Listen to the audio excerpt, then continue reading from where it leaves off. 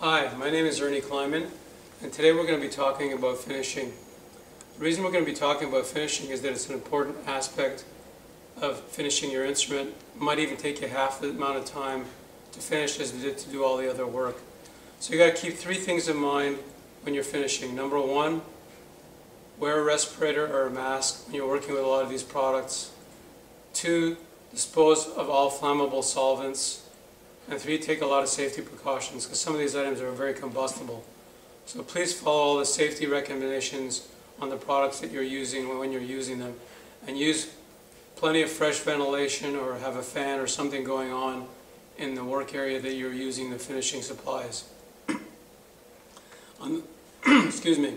The first order of business today is I'm going to be talking about testing out your subjects. In other words, when you're using a new product that you're not familiar with, always practice on scrap first. Don't practice on your instrument and then have to start all over again from scratch. It's a lot of work.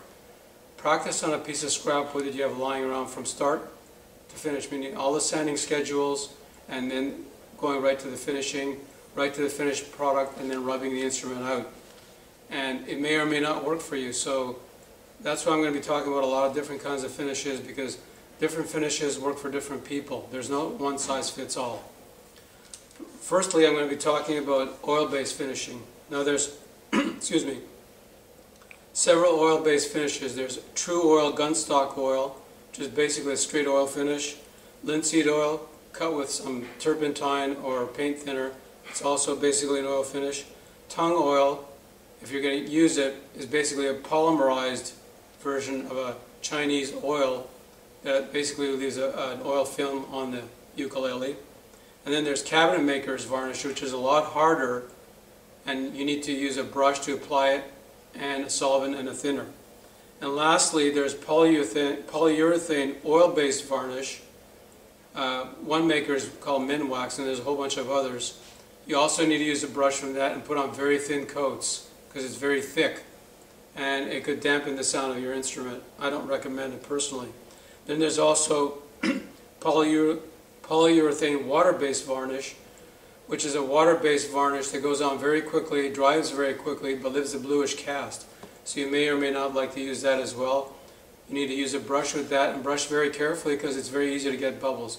I don't recommend it for beginners because unless you're familiar with using the product, it's very difficult to apply. The next thing I'm going to be talking about is lacquer-based varnishes. These include lacquer, nitrocellulose lacquer, shellac, which is thinner as alcohol, and epoxy varnishes like Z-epoxy, which are thin, I believe, either with acetone or alcohol. Now, with the nitrocellulose lacquer and the shellac, you can apply them via a spray can that you can get at your woodcraft store or a similar woodworking shop. You can use an HVLP gun to spray lacquers and shellacs. You can use a combination system of the two, and you can use a brush, and that's basically about it. But you have to be very careful when you're using some of these products because they're extremely combustible.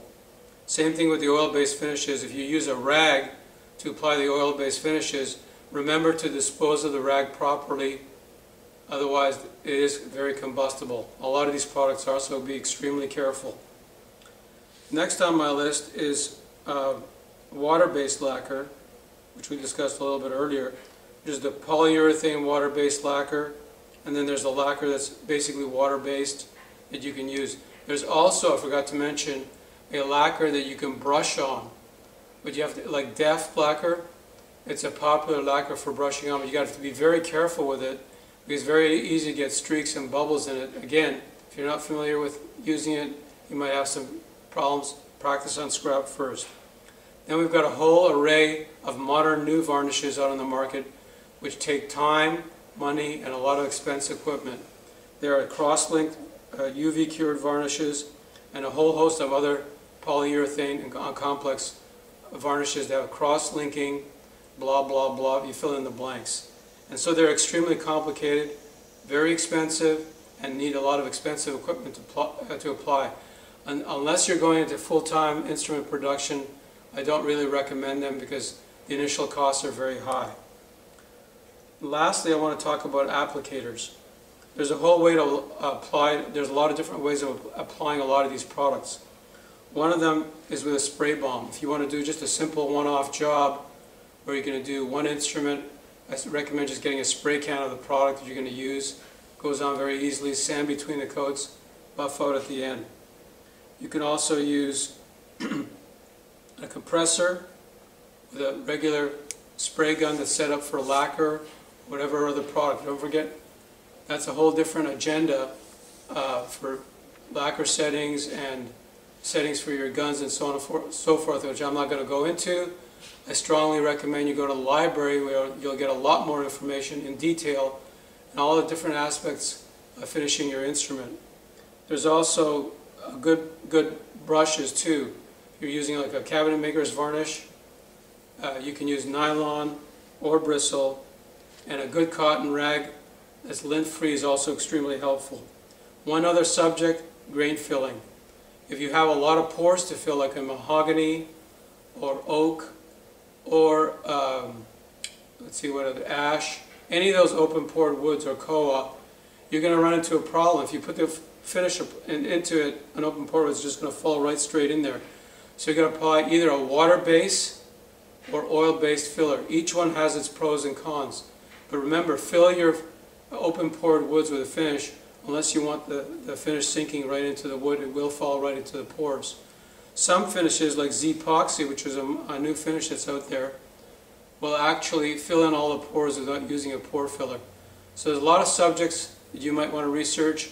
I suggest checking the internet for some of your information and definitely doing some serious reading at the library. Thank you, and I hope you have a good finishing schedule.